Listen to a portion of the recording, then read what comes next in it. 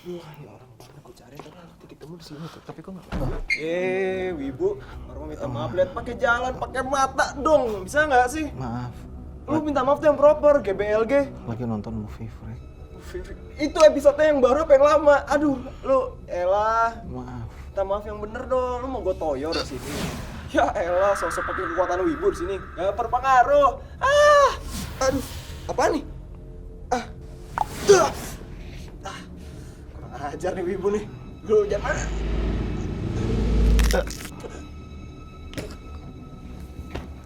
Macem-macem. Langsung saksikan aja episode minggu ini di Movie Freak.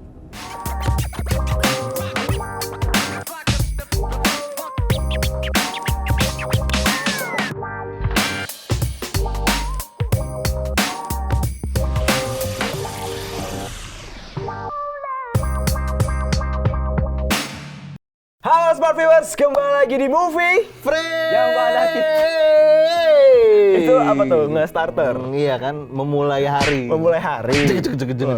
Dan di mana sini kita bakal bahas tentang film-film dan film. masih di starter. Masih di starter. Udah lama nih. Dan di sini kembali lagi bersama gua Rian Setiawan dan partner gua di sini. Nathan. Nih Sekarang ada- ditarik.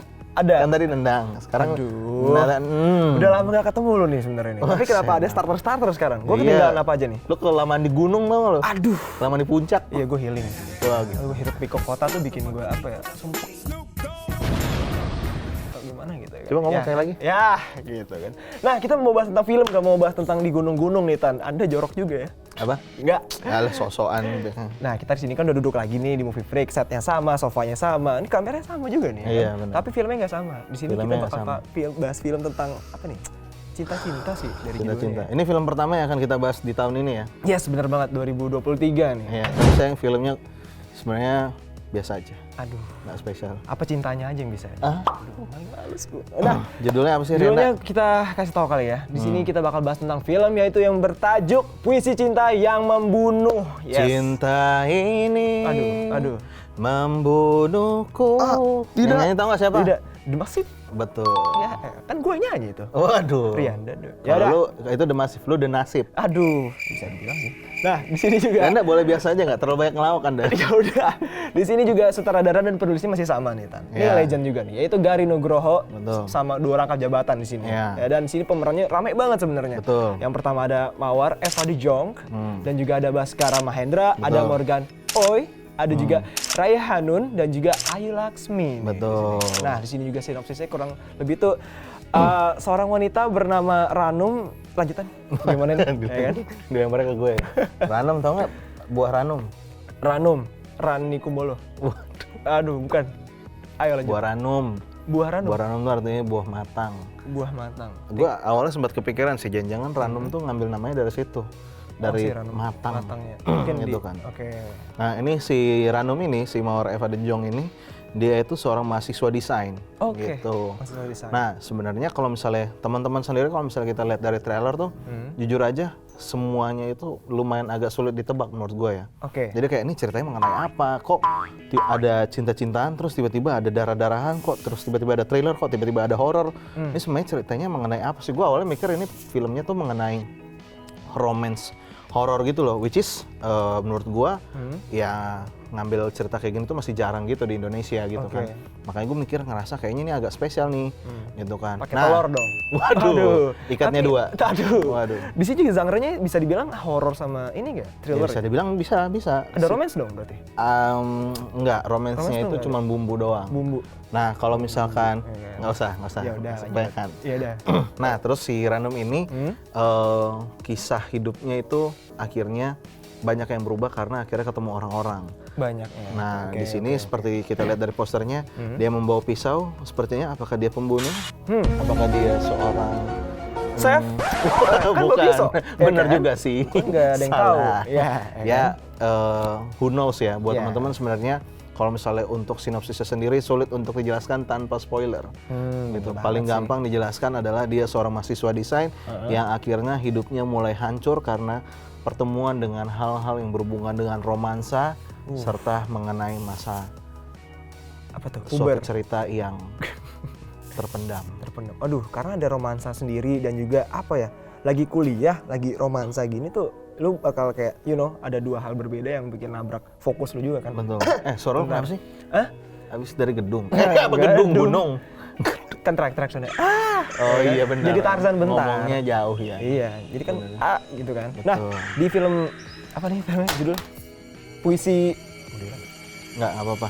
Itu tadi ada ini ya, baru ngomongin horor-horor. Iya. Biasa kan episode pertama biasanya ada horor-horor. Atau mungkin dari program sebelah nih, Dinas Malam nih, jangan-jangan ya kan.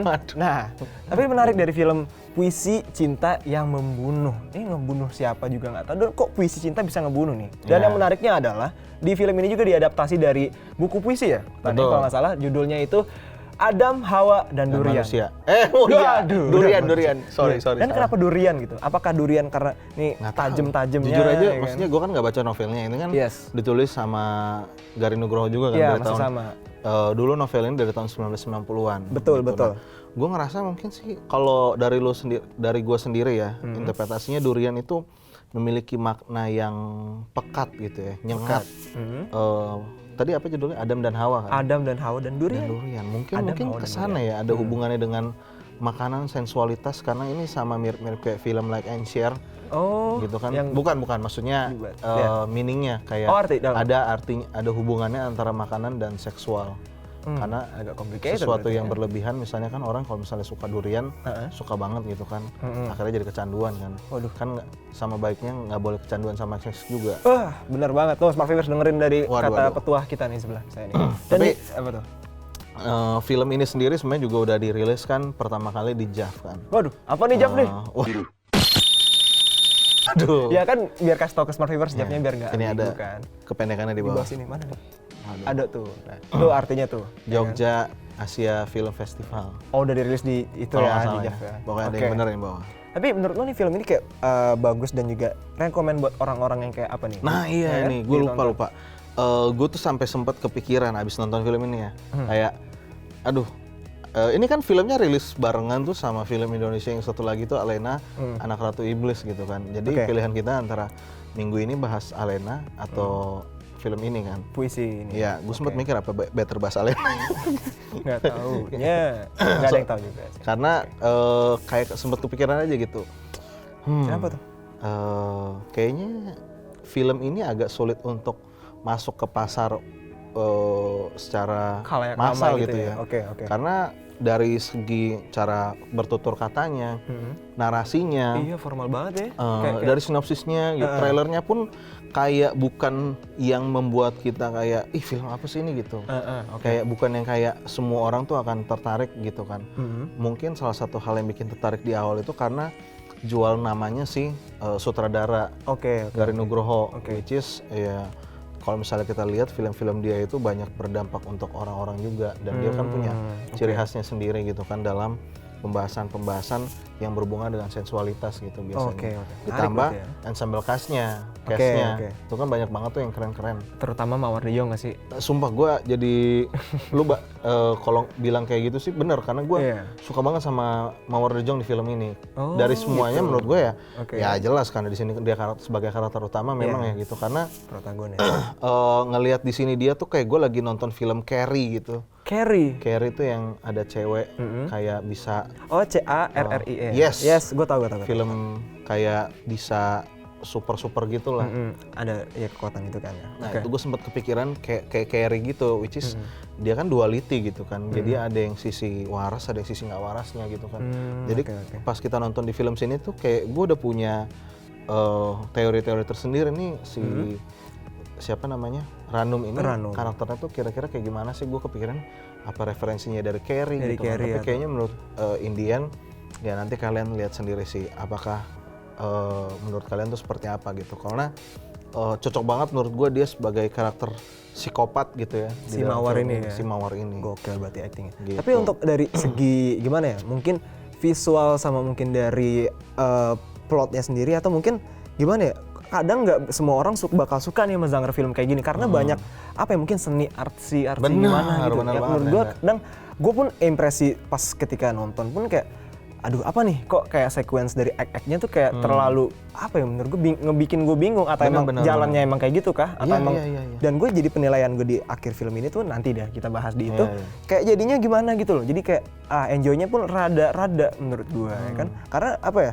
sinematografinya pun nggak begitu spesial pakai telur 2 tadi kita bahas tuh di awal tuh, ya kan, dan juga gimana ya tadi yang lu bilang juga tuh dari dialognya aja tuh mungkin terkesan formal kali ya, yang pakai bahasanya mungkin kaku, bukan ya formal kan? kaku ya. Iyalah kayak gimana sih puisi kan gimana ya kayak terlalu Betul. Tuh. Shakespeare gitu Buset, ya kan. mantap, benar.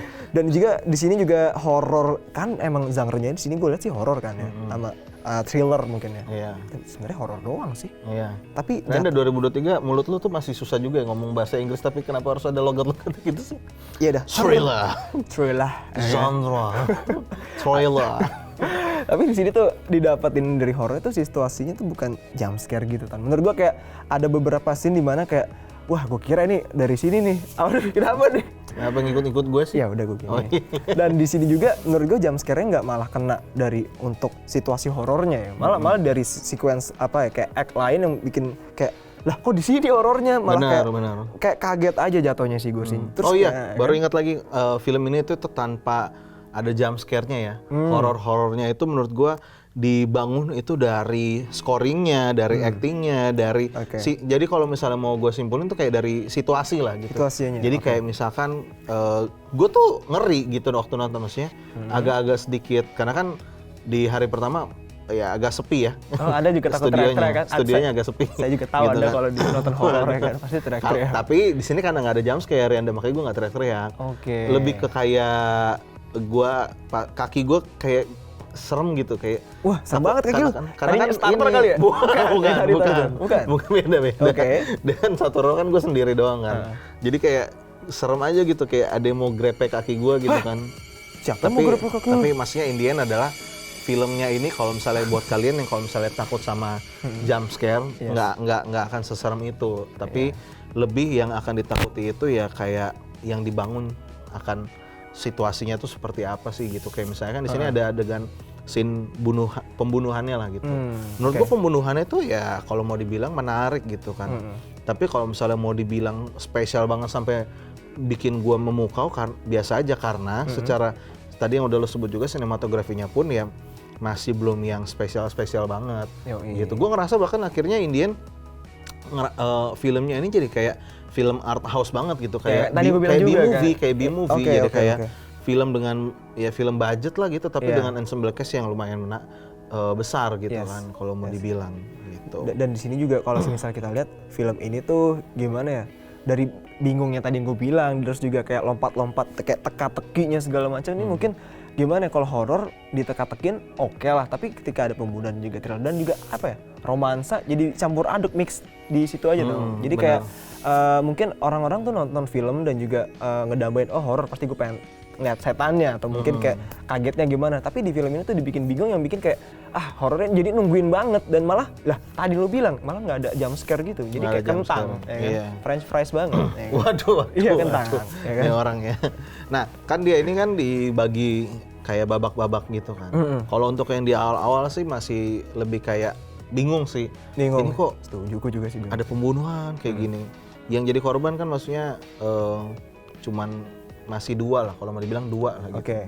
Kok kayak gini gitu kan, maksudnya tiba-tiba pindah tempat lagi, tiba-tiba pindah tempat lagi gitu. Tapi mulai udah ke tengah tuh kan udah tiba-tiba muncul unsur romansa. Terus yang ketiga tuh tiba-tiba udah konklusinya. Gue ngerasanya kayak, gue jujur aja waktu nonton sih nggak jadi nggak sadar waktu ya gitu, karena pas lagi nonton masih tetap mikirin yang adegan sebelumnya, kayak itu apaan tadi ya kan? Apa sih men gitu kan, gue masih bingung gitu kan. Dan untungnya juga ini film nggak lama banget, 2 jam kurang malah. Iya, 1 jam 40 menit kira-kira. Iya, ya kan? Gitu sih teman-teman. Nah kalau misalnya gue menyarankan kalau misalnya untuk film ini itu cocok buat teman-teman yang senja tulen. Anjay, senja tulen. Ada kopi, rokok, depannya view gunung gitu ya. Karena kan ngomongnya pakai bahasa-bahasa puitis kan. Jadi kalau misalnya mungkin kalian aja kali yang ngerti gitu ya. Oh satu, lagi minus yang lain yang pengen gue bahas itu karena di sini kan dia ada ngebahas beberapa unsur trauma gitu kan. Trauma, oke. Nah, unsur trauma yang di sini dibahas itu gue ngerasa kayak cuman bener-bener kulitnya doang gitu loh. Kayak dia Player ada paling luar gitu ya? masalah gitu ya. Oke. Yang bikin dia trauma sama kejadian dari masa lalu akhirnya ke bawah terus sampai sekarang gitu kan. Oke.